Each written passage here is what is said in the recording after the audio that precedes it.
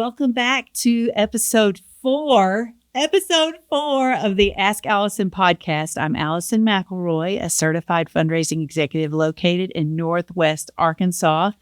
And I love helping people reach big goals with my version of strong encouragement.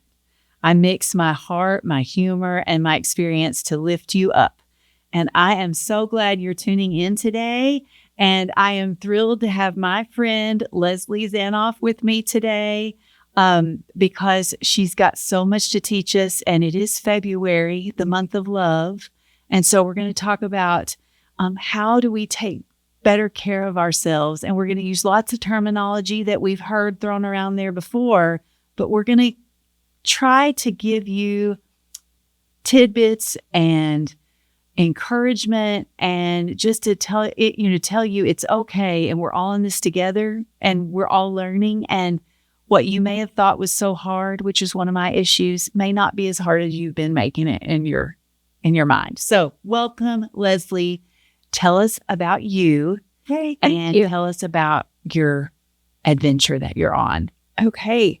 Yes, I'm so happy to be here, Allison. This is exciting. I'm so glad that you're doing this and talking to women and men about nonprofits and how they can better themselves. This is a great month to talk about it. Yes. Yeah.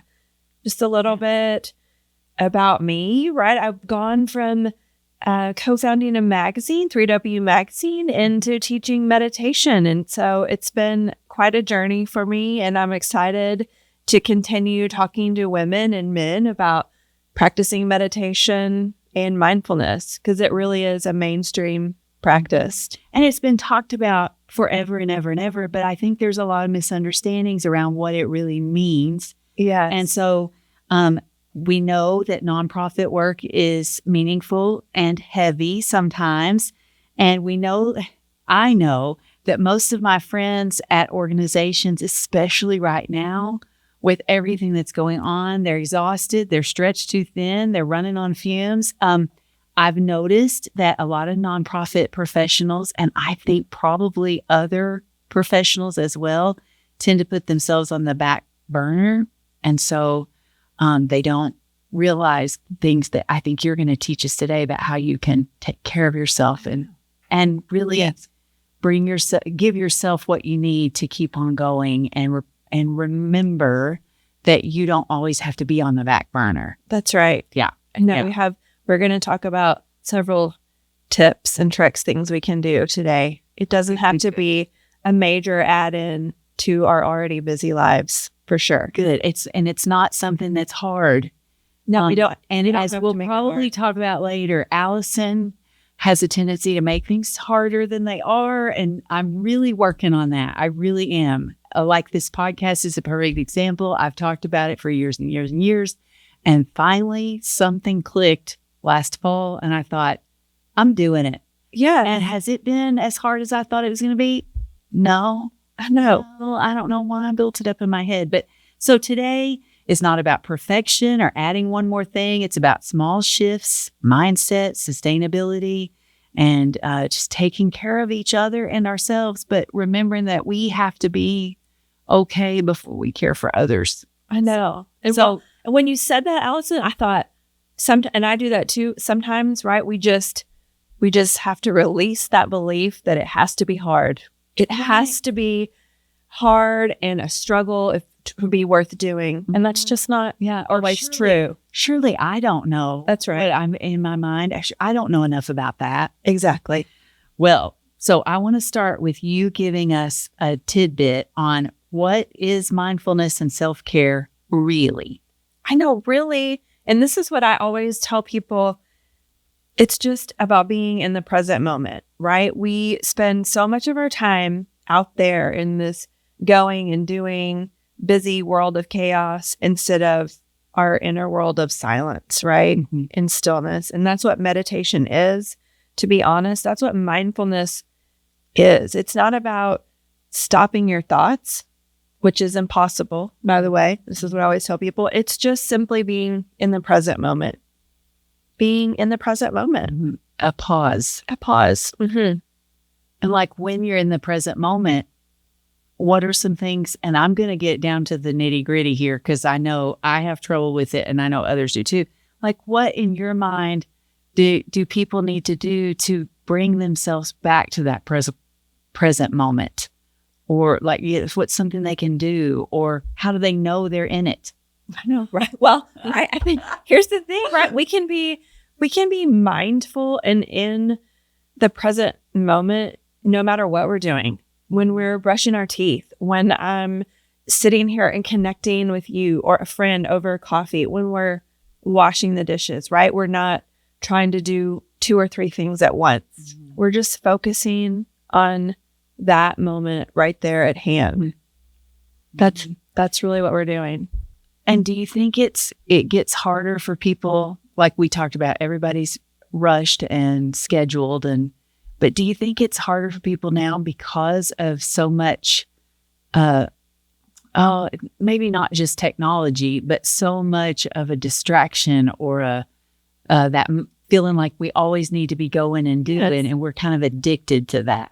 Yes. And this is something that I've learned from a coach I worked with, Abby Schiller, but it's hardwired into our DNA to conserve energy and avoid pain, avoid discomfort, and seek pleasure, right? That's what we're doing. Whether that seeking pleasure is through food, safety, scrolling our phones, or Netflix.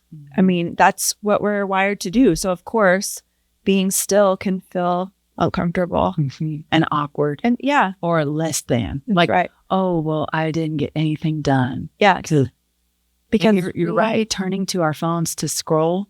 Yes. For some reason now that's a real treat if you get to, and then after you do it, you think, I just wasted 25 minutes and I didn't even realize I did it. Exactly. Scrolling on my phone. And I think these companies know that. Yes, they do. They do. It's been studied that they do know that we need it now. Yes. And it's like you said, it's just a constant battle of the versus the quiet. Mm-hmm. And you just, like, I notice that I automatically get my phone when I have a quiet moment. Yes. And begin to think, what was it I was going to do? And because this is what I tell people, I was giving a talk last week and this woman came up to me afterwards and she said, Leslie, when we stopped to meditate, my heart started racing. What is happening?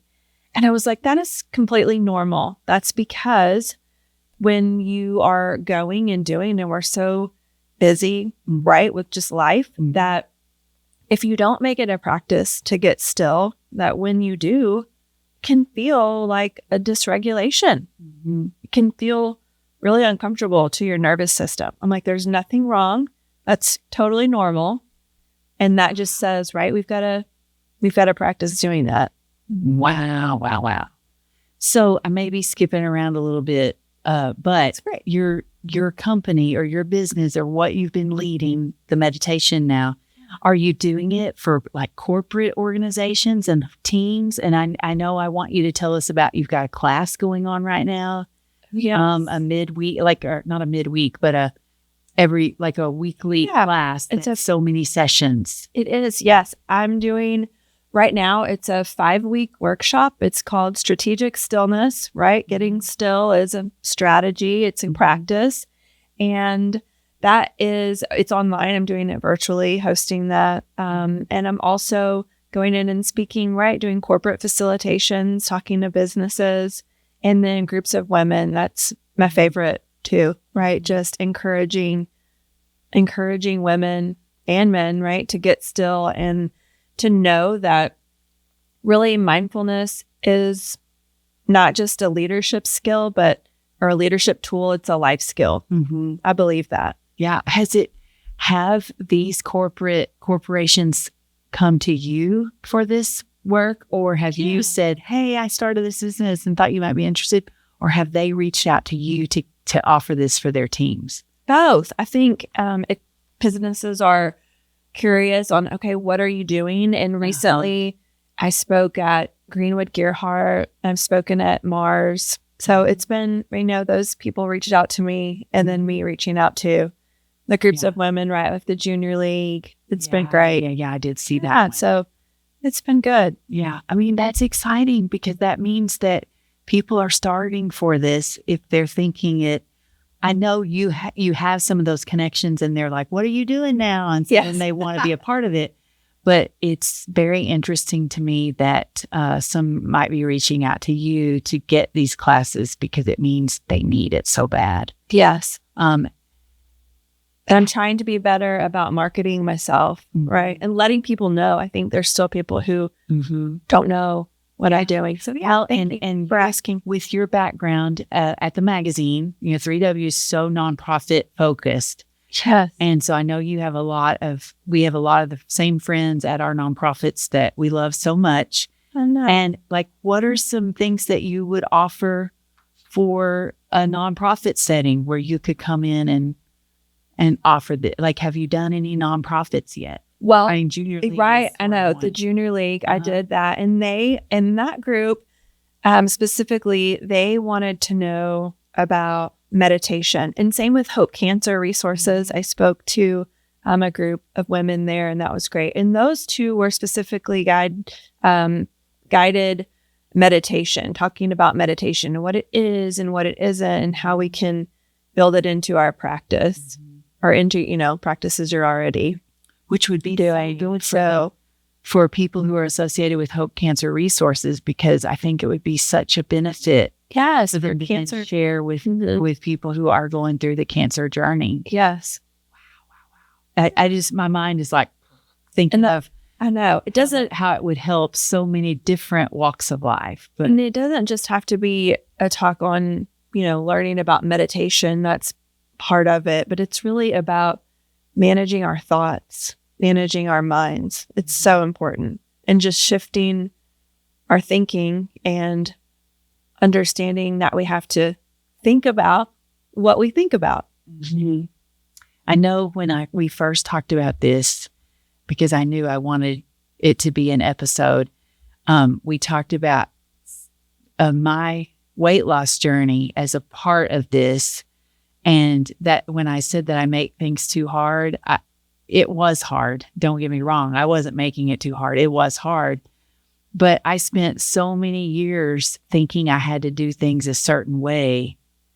And then I would get derailed and think it was because I didn't do it just right. I understand. I didn't do the thing. And I would always hear self-care. You just need to practice self-care. And there were some days I thought, well, self-care costs money. And when I first started having issues with my weight, that was before we had lots of extra money. And so I would think you go get a massage or you get your manicure and pedicure, and that's self-care. And that's what people think. Of a common misconception. And it is part of it. But, and I would think, well, I can't do that. But there was also something about me being overweight. I didn't feel like I deserved it either, because I was upset with myself. But Allison, when do you think, because about talking about mindset, right? This was 6 or 7 years ago when you started your journey, right? So what do you think changed? Like versus what you used to believe and now, what changed for you? So I struggled with it for 25 years. And I think I had tried everything.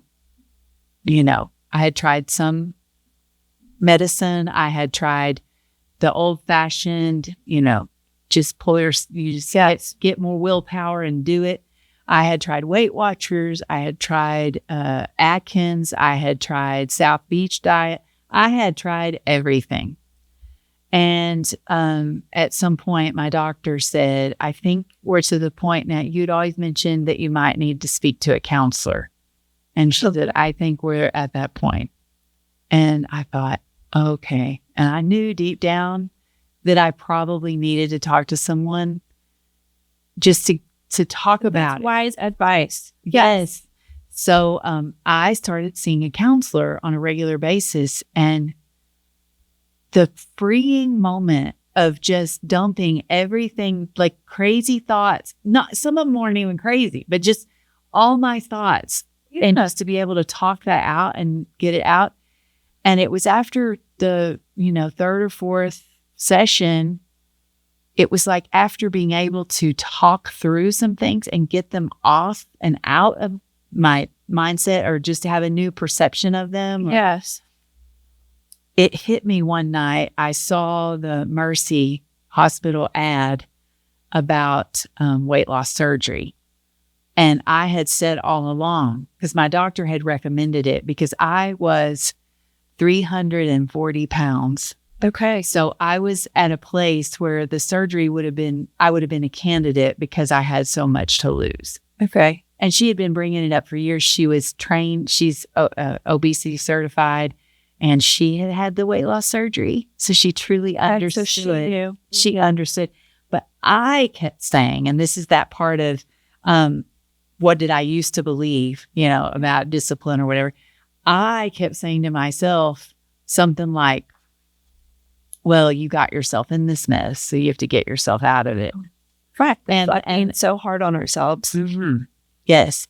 But after starting the counseling and talking through things and being made aware of some beliefs that I've probably had since childhood about myself and perfection, and always being all or nothing thinking, and always being positive. And but there was something again about the worthiness, or the you did it, so you really need to get yourself out of it, and thinking that the surgery was a fast pass or an easy way out. It was just not true. Which is just not true. And there's probably a whole podcast episode about that, ladies and gentlemen. I will probably come back to it at some point and talk through the whole thing. But I finally went to the class and listened to Dr. Perna talk about, when I finally heard the words that we are all born with, he said, the people here in this class tonight, you all have something that's different from the people who walk around with not a weight problem. Right. And he said, there are some habits that you have that aren't good. Mm-hmm. However, I'm here to tell you tonight that most of you are born with this predisposition that no matter how hard you do all the things, and no matter how right you get it and how much success you have, your body will constantly fight you. Right. And so that explained why I would do so well to a certain amount and then veer off and gain that back plus more. And when I heard that it wasn't totally 100% my own fault, it was a relief or a release. Sure. And then when it explained that the surgery could help me get past that usual place where I get and give me a tool that gets me to the next. And so it was when I started that process, because at Mercy, it's a holistic approach. So you have to see Dr. Perna. You have to also see someone about your mind, and like a psychologist. All the tools. It's all the tools. A nutritionist, all the things. And it wasn't until I was in the program and they started talking about exercise. Well, I thought you had to go out and just run the marathon and lift all the weights and do all the things that have the cute outfit and just be all about it. And at that point, I was still so overweight, literally walking wasn't an option. And I remember they just said, no, you just need to move. Just move. Just move. So anyway, that's the kind of thing that I had in my head, is you had to, the all or nothing, or you had to be here before you did this. And when I figured out, so what I could do at that time was dance. Okay. So I danced I started at 10 minutes. I love it. Literally. And that was probably the first moment it started to click that I have been making this way too hard. I literally just need to watch this amount of food I'm eating, move this amount, and I'm already seeing some minimal results, but they were results. Right. And how you are feeling. Right. Yes. Mm-hmm. I think, so many women and men, right? We do that. It's well, if I can't go and do the 45-minute CrossFit, then I just won't do anything. And that's not, if you can do 10 minutes of something, 5 minutes, then or I would kill myself and the next day not be able to walk. That's right. Or do the thing again the next day. So then it would derail the new habit I was trying to, because I literally couldn't do it the next day because I was so sore from overdoing it. And when I figured out it was so much more than, yes, you need to exercise, but if you literally can't walk down the block because you're so overweight, then we just pivot and do what you can do. The other life-saving thing was figuring out that in the pool, I always thought of exercise in the pool as like the laps, like the Olympic swimmers and like the swimming. And well, when I figured out I literally could dance in the pool with less joint pain and muscle pain because of the, gravity and gives you the, gravity in the water. Yeah. And so started that. And then I could go, 30 minutes, 45 minutes, an hour, because I was out there.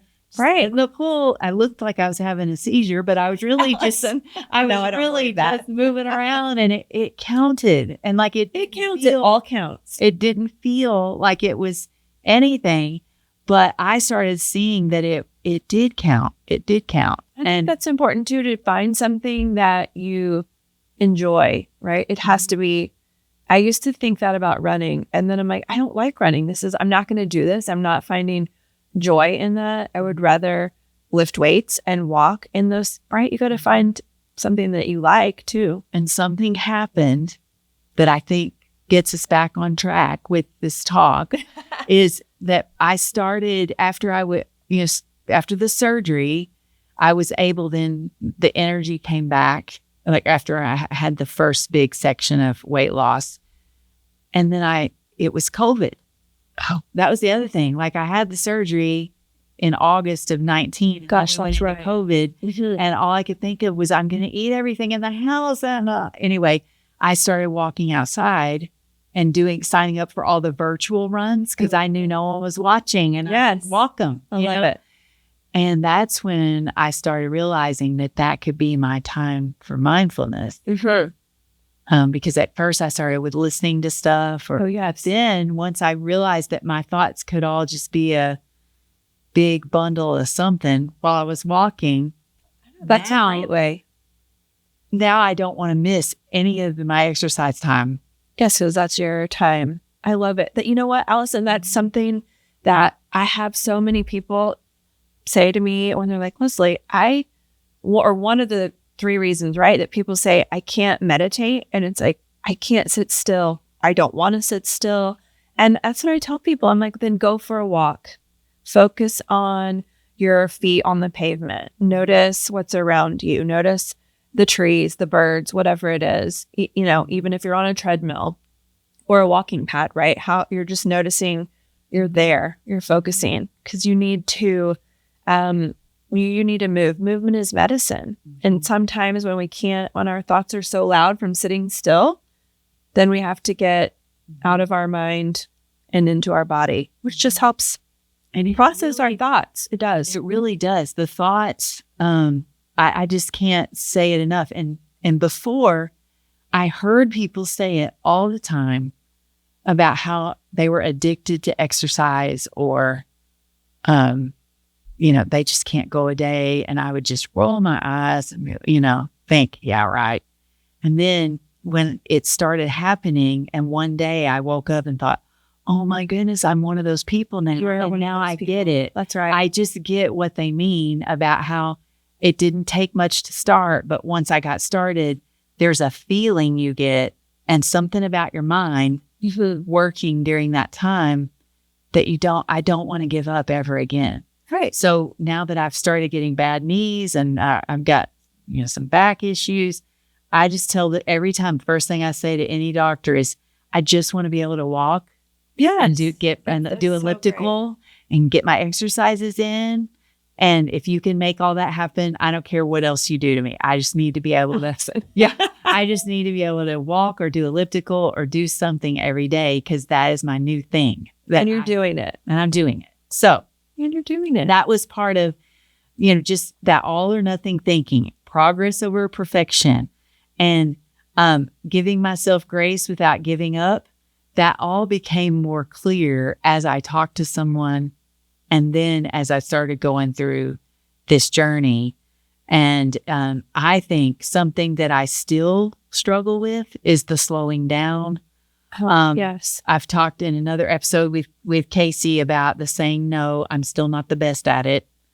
But I do feel like I'm starting to realize things that really, like I feel a tingle in the tips of my toes all the way up to the top of my head. And that's when I know this is something I'm passionate about. I've got to make sure I keep doing this. This is great. I'm starting to try to realize those things. And then also realize, am I saying yes to this? What is the reason I'm saying yes to this? Right. I know. What is the reason that we're saying yes? And as women, that's so easy to do. We're naturally self-giving, and especially people in the nonprofit world. Nonprofit professionals are of the utmost service-minded people. We're not in it for the salary. So like service-minded individuals. Right. And it's just, we can give and be self-giving and still have boundaries. I think we just tend to, it's not always rewarded for saying you need to or want to rest. I think we're going that way. It's getting more that way. I do too. But I think more people are being more understanding about, both of us have kids, and in the holiday season, we got our kids, packed up and where they needed to be for every single dinner, lunch. It was never planned around nap time. No, that was never thought of. Like, we're gonna have a Christmas meal at blank, and it was always right in the middle. And then, of course, you'd be sitting there, and they're cranky and crying and snotting, and somebody says, well, they're just cranky today. And you're just thinking, well, it's because we're not on our schedule. And you don't know how important that schedule is, for our kids. And now this new generation of moms, they figured out to say, that time really doesn't work well for us. Yeah. We're not doing the outdated thinking of an understanding, right? That pausing is productive and doing what's best for yourself and your family too. It's becoming more normal to just spill out what you need. And then people say, oh, darn, I can't make that work for you, but thanks for letting me know, because next time maybe I can. Or, oh my goodness, that's okay. We'll have it at 2, And so, people who are not understanding of that, those probably aren't your people. Probably not. Probably not. And it's it does take you aback when someone's able to just say exactly what they need. It takes you aback at first. But then when you realize they're doing exactly what they need to do, they're not being selfish. No, they're just saying. Selfish. And I feel like that's part of being mindful. And that's something, I'm in a generation that we're still overthinking and worrying. Right. Well, about things, and I, as I was thinking about this, of that pushing through and how that just doesn't work long term for us, right? We can, as women, right? We're cyclical beings. You can push through for a season, but not a lifetime. And I always say this one, what we don't allow in ourselves, we would never allow in another person. If in my mind, I think dinner means 5 nights a week, sitting at the table and someone else thinks dinner is what's on the plate, which is really how I think dinner is what's on the plate. Sometimes we just don't, if we don't allow those things and that thinking in ourselves, we're certainly not allowing it in someone else. If we think that resting is not productive, when someone chooses that for themselves, we're less understanding, maybe. Yeah. I don't know. Yeah. And it's something to think about across so many. Yeah. That's right. Home, family, right. Extended family. It's something to think about all the way around, is that sometimes being polite and not speaking up doesn't help. It doesn't help anybody, because then you have resentment And the other person never knows anybody. what they did wrong or right, or if they couldn't. Worth it. Yeah. And I think we're getting better about it, but I still am working on some of those things. And, working on it. Yeah, my time, I'm constantly overbooking and so I'm trying to work on that too. Well, yes. I mean, I think that's hard, right? Because most of us, and you, me, everybody I know, we're operating our lives at 95% full. And then when something kind of goes off the rails, we're like, I can't believe I can't handle this. I can't believe I'm so stressed. Well, of course we should think that. We're operating at a near capacity all the time. Mm-hmm. And so then when normal life happens, it becomes harder to deal with because we don't create margin in our calendar. I do that too. Yeah. And it's so important. It just takes practice. Yes. And saying no, new habits. So if we want to talk about like, how does our mindset impact all that? How do we veer off of, like we said, pushing through? How do we change, what are some of those simple, doable practices that we could start doing? Like right now, right? I know. And when I talk to people and they find out I'm a meditation teacher sometimes, and right when you're beginning meditation in Chopra, who I'm certified through the Chopra Foundation, hear more about that. Recommends 20 minutes of meditation twice a day. But in the beginning, that can feel like a lifetime. That feels so long, especially if you're addicted to your phone. Like still, yeah. But really, 5 minutes a day for 8 weeks will change your nervous system. There's a study out of UC San Francisco. Just 5 minutes for 8 weeks, right? Just the practice of getting still.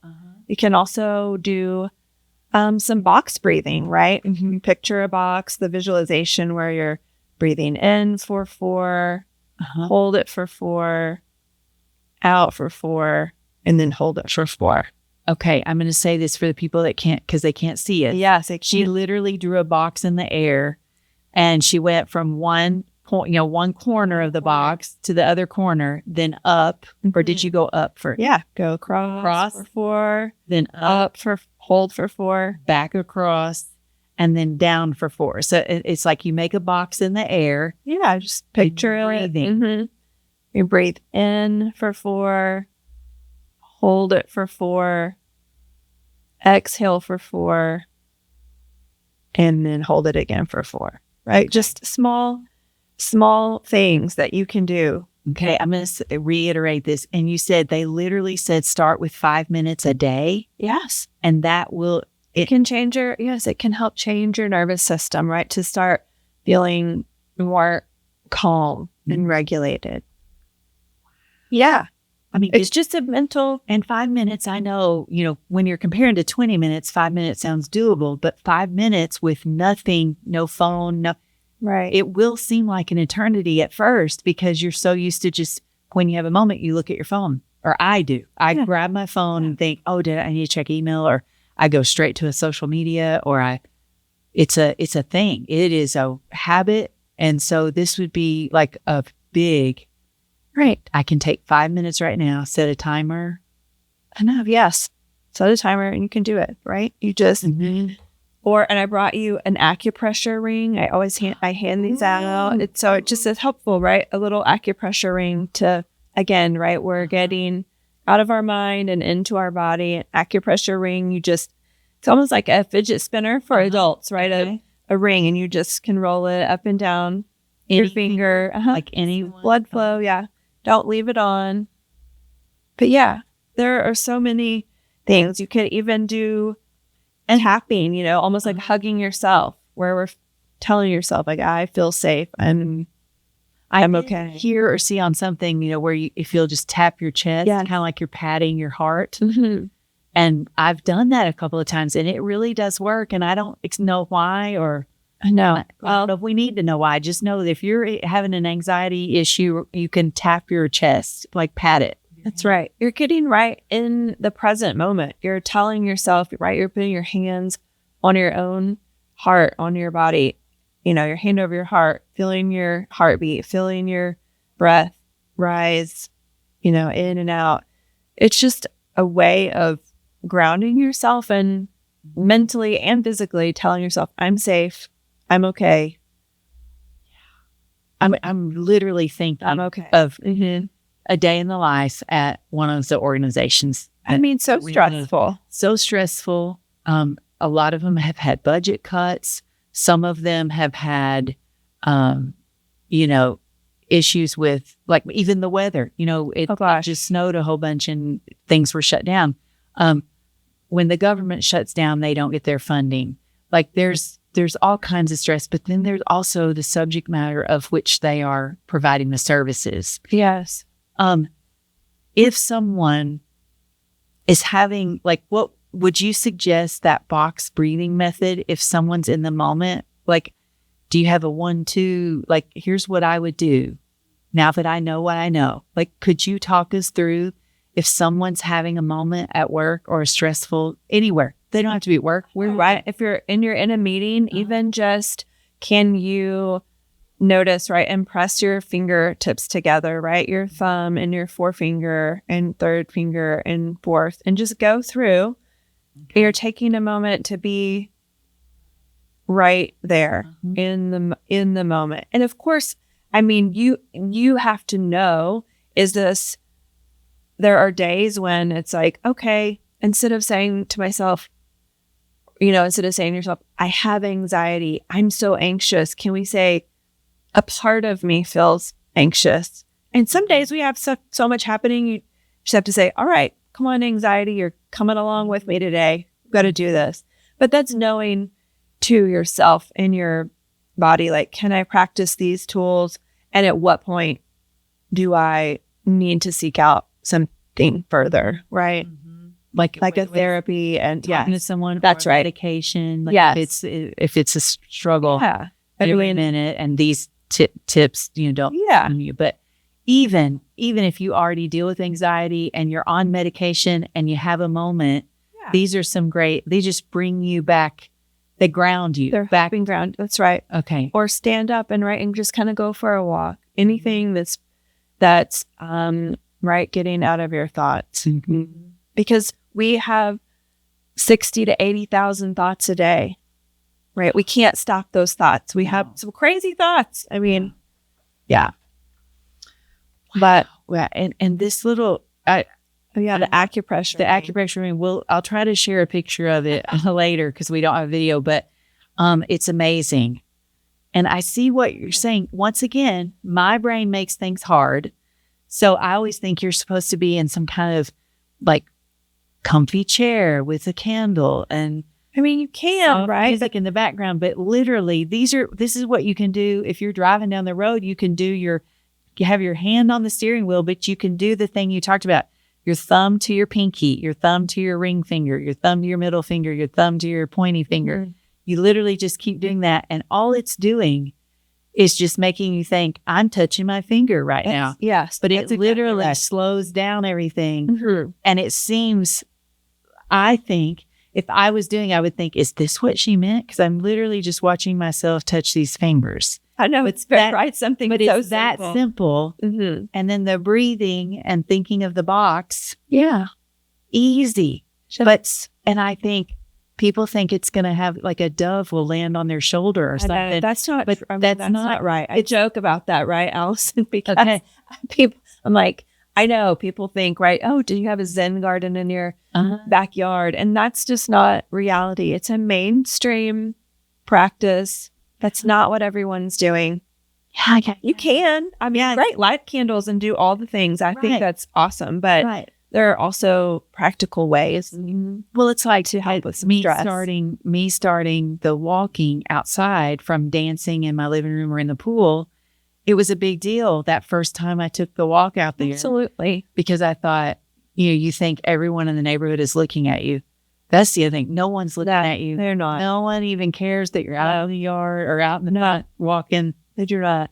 But like this, to me, is an easy way And if you need to take some steps and walk down the hall or walk outside, it's not like I've got to do these things because Leslie said. It's literally like, I'm just going to walk a minute and clear my head, and I'm going to tap my fingers. That's right. And that's how simple it is. That's right. And 5 minutes a day. How soon do you see a difference? What did you say? Like 8 weeks. 8 weeks, 5 minutes a day. You can see a difference. Studies are showing, yeah. Amazing, amazing. Oh my goodness. Those are all. Oops, my paper got caught on the microphone.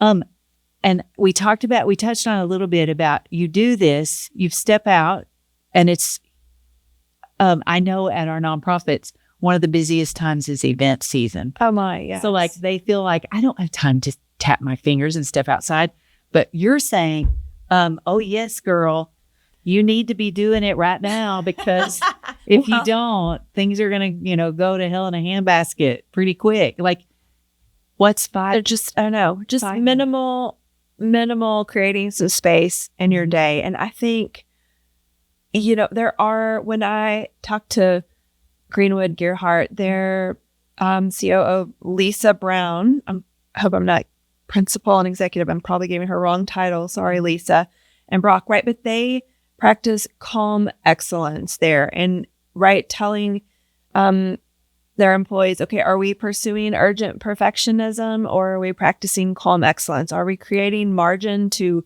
ask people to give me a minute so that I can get back to you and do my very best work? And I find that this is helpful and everyone should be doing this. Yes. Especially, right, our nonprofit people, we feel this urgency in responding, even if you're not in nonprofit work, of I'm going to respond to you, I have to do it immediately, instead of asking for that pause and time to give your best response and give your best work.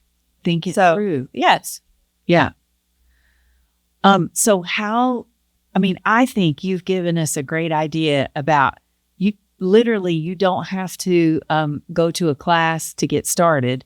We don't have to overthink it with our comfy chair and our candle. Literally, it could be in the moment, picking up something or starting to tap your fingers or do the deep breathing. And those will give you an escape for the amount of time you can give to it. That's right. Tap your chest or pat your chest. Yes. So I think we've given, I think that's what I really wanted us to tell everybody is it's just not hard. No. And even though you're doing these things at first, they're going to seem awkward or weird, but this literally is all it is. That is it. It's listening to yourself, right? It's your dancing and that eventually is walking, right? It doesn't have to be, again, a 45-minute meditation. It can be 5 minutes of sitting still and listening to the birds, right? I mean, that just depends on the day. You know yourself. Yeah. And, we were just talking about being snowed in, like we've had several days of being snowed in. There's something about that at the first couple of days of peace. Like you get a calmness just from knowing that no one else is able to go and do today either. That's right. Like we're all snowed in. Everybody's home. Everybody's getting to be with their people, yes. or they're getting to work on art projects that they never get to work on, or they're catching up on work that they've been worrying about for a while. Like there's something that I wish that we came in a bottle or in a package so that on the days that we don't get that extra permission to chill out. But Allison, why don't we? I think that's where it has to start, right? Of the permission. We're giving ourselves permission. And like I said earlier, right? What you don't allow in yourself, we're not going to allow in other people. And there is the permission there. It's just taking it, tapping into it, speaking it. And maybe that's part of when I use these tactics. Maybe I need to tell myself, hey, it's your snow day. It doesn't matter who else has snow day. And no one's going to be kinder about things than you. Yeah. So listen, you are so kind. So of course there's permission. I give you permission. Yeah. Thank you. And she gave all of you permission too. She did. But I think that's another one of those things of making it harder. There is something about a snow day I hate to even bring up a positive of COVID, but there was something about COVID when we were stuck home the 2 weeks, just knowing that no one else was able to. And so it was a permission to get what you needed to get done for work. But then you could also be in the living room with your kids and your husband and people you don't usually slow down and have that time with. I literally kept thinking, I will look back on this and I won't believe in my head that I had 2 weeks of my kids' attention or this moment at this age. And I'll think, we really stayed at home, but we did. I know, right? We did it, and that's what I wish I would get that feeling on a regular Tuesday. Right. And now it's just probably not going to be the 2 weeks. It's going to be the 5 minutes throughout the day of that time you take for yourself, whatever that means, something different for everybody. Right. There are people, that are skeptical or naysayers. And what would you say to that if someone was just like, I don't get it. I touched my fingers together and I just didn't get it. I didn't turn into anything different. Or, what is just one more layer that we can say to them that it's really that easy? Well, I think it's right. Just while you've asked about, taking acts of self-care for yourself, right? That could be connection with friends, could just be doing whatever is joyful to you. And I say to people all the time too, because I think this is because we live in the South, Allison. I have people say to me, Leslie, I can't meditate because I go to church, and it's not a practice I can do. And so I want to be really clear too that meditation is not a religion, and you do not have to change your lifestyle or beliefs. It's just about getting still, if that feels best, or being in the present moment. Yes. Because I think as a little kid, I would hear people at church poo-poo meditation. It's not, and they thought of it more as a new age, like new age ministry or new age religion. And it's really not, because in your quiet time or the 5 minutes that you take, you literally could pray. Yes. You could pray or contemplate your spirituality in that time too. It's not a, once again, all or nothing. No, it's not an all or you can't be this and do this. It literally would be a way for you to get closer to your beliefs. I know. So Allison, I've heard this said, and so I've started saying to people, right? Again, it's not a religion. You don't have to change your lifestyle or beliefs, but maybe it would be helpful to think of it as prayer is talking to God and meditation is listening. Ooh, I love that. Okay, and say that one more time. Right. Say it one more time for the people in the back. Prayer is talking to God and meditation is listening. And that just resonates with me so much. Yeah, because a lot of people, they wake up or they do it before bed, but they'll do their devotion. That's right. Their devotional every day. They'll read that, and that gives them the lift. Their moment of being in present and being still. And that is great. And then if they started doing 5 minutes, they could take the 5 minutes to think, how did that resonate with me today? Yes. How did that, how did I, this morning when I was reading that verse, what was the feeling I had? Yeah. So you could even use that through your breathing or your... Yeah, just breathing, focusing on your breath. That's right.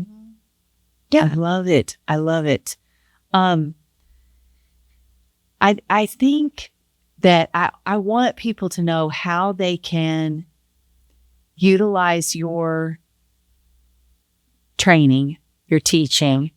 And I know we'll probably say that again at the end, but it's like literally they can just go to your website and you can go and to that website. It's just lesliezanoff.com, or find me on LinkedIn or Instagram. Yes, reach out. I've got a newsletter where I'm sending out mindful tips. Yes, it's very good. So, I love getting it. I do. Or join a workshop. Yeah, there's lots of ways. Thank you for asking. Yeah. Are you going to have more of the workshop? Yes. And the spring. The one that you said is 5 weeks that's going on right now. Mm-hmm. Did you say it's virtual? It is virtual. I love that. I've met my clients. I know. I had in my head, it was like you drive somewhere and we're all together. I think virtual for those with the busy calendar. It's 1 hour. And you just log on. Yes. I know one of my friends is in the class. And so I was thinking she had to get somewhere. Well, now I get she was just needing to get to her computer. Yeah. That was all. That's right. No, I love working with people in person. Like that is preferred, right? Of course, I'd rather connect in person anytime. But this allows me to reach more people. Mm-hmm. Yeah. I love So that's what I love it. So definitely follow Leslie so you can hear when the next 5-week session's going to be. Yes. And most likely it'll be in April. That's what I'm planning for. And it'll be virtual as well. Okay. Another 5 weeks. Okay. Yeah. Okay. I think we're to the part where we're going to do some questions. Okay. I'm going to ask you one daily practice that you never skip. One daily practice. I would have to say, right, I should be saying meditation, right? But honestly, the one thing I do is I always ask myself, what am I grateful for today? That is so important just at the end of the day. Sometimes it's with my kids. Sometimes I write it down. But even if it's just by myself, I'm asking, what am I grateful for today? Mm-hmm.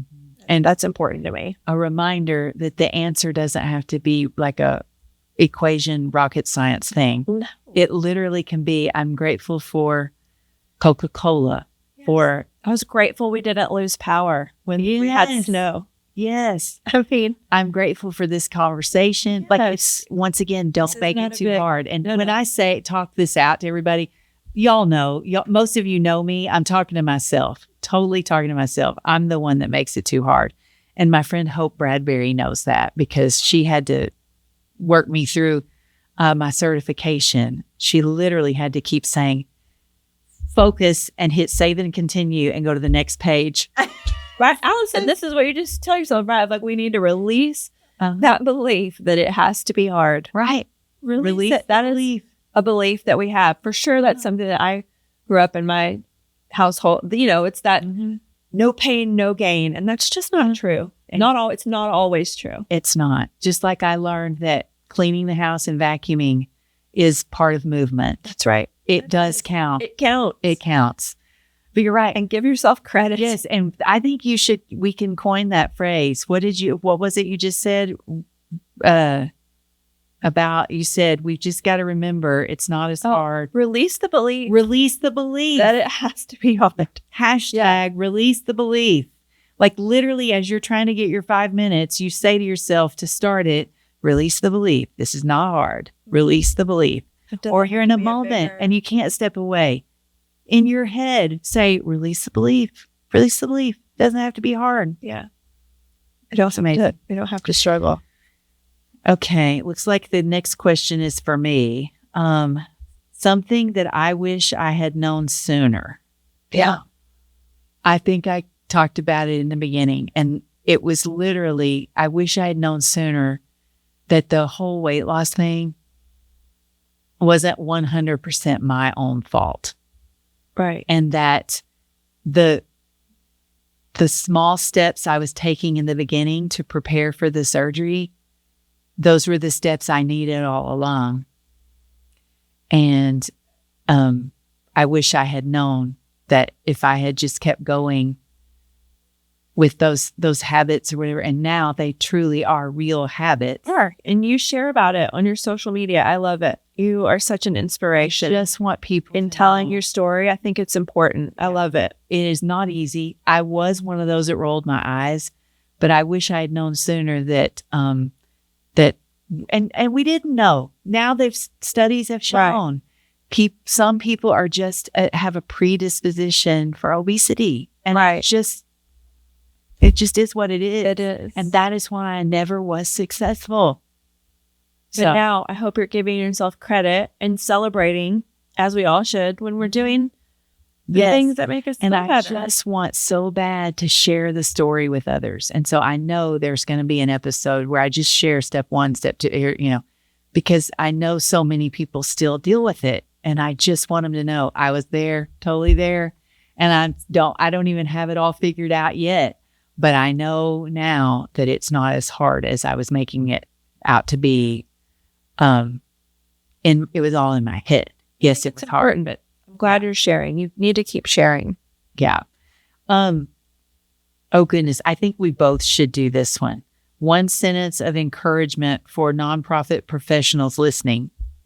Oh, our friends. I can think of like a million. No. I would think there's a thing in nonprofit, and we touched on it a little bit in the episode with Teresa Mills about leading when you find out your funding's cut and all that. And she was saying that you show up at the meeting if you're the executive director of a nonprofit or you're the director of development or whatever, and you so badly want to portray that you have all the answers because you're the one they hired for the job. Mm-hmm. And we tend to show up with this shield on that we know, and because we want our board members to think they have the right person. Yes. When really we need to be more vulnerable with our board members because they need to know what's truly going on. So I guess one of the things I want to tell the nonprofit professionals is share when things are hard. You share it. Don't go home thinking you've got to put on the tough face because you're the one trying to save the universe and feed the children. Yeah. Like, just know that there are going to be hard days that you can't solve it. And you're allowed to say, I tried to solve it today on my own, and I'm going to need everybody's help. That's great advice. I love that. I mean, my answer would be similar to yours, that I know if you're a nonprofit professional, you are already service-minded. You're already giving and you're doing more than enough.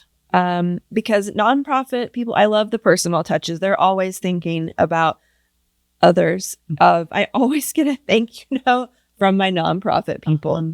They're not just follow through, right? They follow up. And so I would just want to be encouraging of, are you creating enough space in your day? Because you can't serve other people if you're not taking care of yourself. And that's not just feel good talk. That's fact. Mm-hmm. And we're saying literally it can be 5 minutes.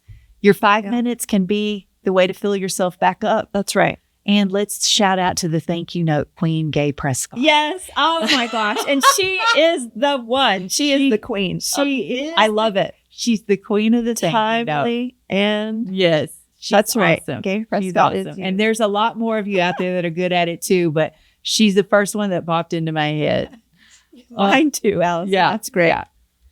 Oh, and this reminder, I do want to say this. You matter too, not just what you produce, raise, or manage, or the hungry children you're saving. You matter too. So, okay, we talked about where listeners can find you. You've got your website, lesliezanoff.com. Yes.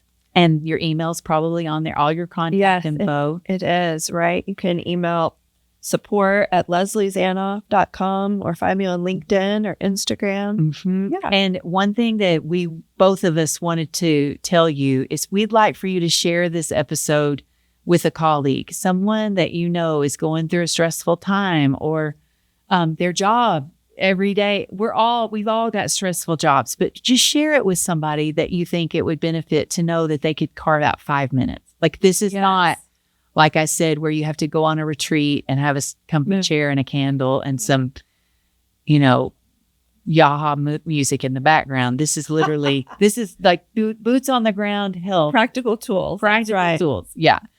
And then the whole meaning of today was to make it easy. You don't have to go and overhaul your whole schedule. That's why we talked about the easy tactics. And then I wanted to ask Leslie one question is what do you listen to continue? I know you're getting your training in and your certification and things, but like, what do you listen to help bring you what feels good or what? Yeah, I know. I think I'm so excited to be here on this podcast because I love listening to podcasts, right? That I listen to Sarah Grinberg. She's great. I think we need more women's voices in podcasting. We do. I like Mel Robbins and Dr. Mary Claire Haver and Stacey Sims and Arthur Brooks. He's great. Arthur Brooks. Okay, I'm writing down the ones. Yeah. I had not heard of Stacey Sims or Arthur Brooks. Yeah. I've listened to Mel Robbins and what was the doctor's name? Mary Claire Haver and Dr. Kelly Casperson. She's good too. Okay. Medical. Those are just about women's health. But yeah. Yeah. And podcasts are your go-to. I do, yes. I'm glad you said that because I started a podcast, so I love that you love podcasts. I know. I hope others do. I do. I listen to podcasts. I listen to see if I'm gonna enjoy the book first. A lot of times. Yeah. Which I'm reading a good book right now. I started it. It's called "Don't Believe Everything You Think" by Joseph Gwynn. I don't know. I haven't finished it, but everyone knows I'm going to need that book. Don't believe everything you think. Yes. Oh, I'm writing that down. Yeah, I need to listen to that one for sure. For sure. Okay. Was there anything, because, I tend to go off the rails. Was there anything that we missed in our notes that you wanted to make sure? And like I said, we have a lot of the same friends because Leslie has a heart for nonprofits as well. And so a lot of our same people, we know you're listening. And so I feel like I learned something, once again, something easy that I can start tomorrow or tonight. Yeah, thank you. I know. No, appreciate it so much. Yes. Yeah. Find me, reach out. I'd love to work with you. Okay. And I think I told you, because this is the Ask Allison podcast, you could ask me any question. No. Okay. So you could Allison, ask yes. me. This is great. I love it. I, as a woman in business, right? You're running a small business. I just want to know if you have any tips, because this is what you're doing, running a business. You're an entrepreneur. And I know women ask me a lot, so I want your advice. Any tips, thoughts? Any thoughts? Yeah. I am terrible at the business part. And I say terrible, probably don't believe everything I think. I don't think you are. I bet you But the financial and taxes and all that stuff, when I started this, I just threw the spaghetti on the wall to see what, and as I've gone, I've just asked people. I've just said, I don't know anything about this. And my tax people, I just send them a note whenever I'm completely lost. Like, is this a business expense or is this not? Or, so I guess my biggest piece of advice is to ask people and research when you don't, I don't beat myself up when I don't know. And I think we touched on it a whole bunch. And the book title really kind of is like seared in my mind now, because you just said it, don't believe everything you think. I think one of my biggest pieces of, if you think of something, just go ahead and try it and start it. I love that. I pause for too long and overthink and second guess and wonder if, and well, I don't know if they would want to listen to me, or, well, I mean, she's doing it this way. And if I could just remember that in the moment, that there's no wrong or right answer. Yeah. And if in the moment you figure out it is the wrong answer, you just pivot. That's right. Shift. Shift, pivot, go to the direction that you need to. But if I, my schedule, I'm trying to get a handle on what is comfortable so that I can get my workout in. Mm-hmm. And if I oversleep, I go into a panic. And the other day, I turned off the alarm and I did not get up at the time that I needed to make the meeting. So I went late. But it wasn't a one-on-one meeting. It was like a class, or I think I just decided the workout is the thing. Because you're prioritizing yourself. Yeah. If it was a meeting with you, I would have had a different outcome. But I paused to think, okay, but if I skip that, I'm just going to feel this the rest of the day. And it's my happy place. So I think I could just go late to the class and no one will know. I'll just walk in the back. Absolutely. And you felt better that day, probably for it, right? And I hope that I didn't lose any friends because I came late that day. No, they're all still my friends. Absolutely. Gay will probably write me a thank you note for showing up late. She will. But that's the kind of thing. It's a finally listening to myself. It's so important. Instead of worrying about the what ifs and the who did it this way and all that.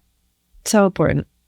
And it's hard running your own business and managing all that without thinking those thoughts. Yeah. But I'm now going to take my little, what is this? Acupressure ring. That's right. And I'm just going to roll it on my fingers and say, but how does it work for me? How does it work better for my brain? And I'm going to start just going with it more. That's right.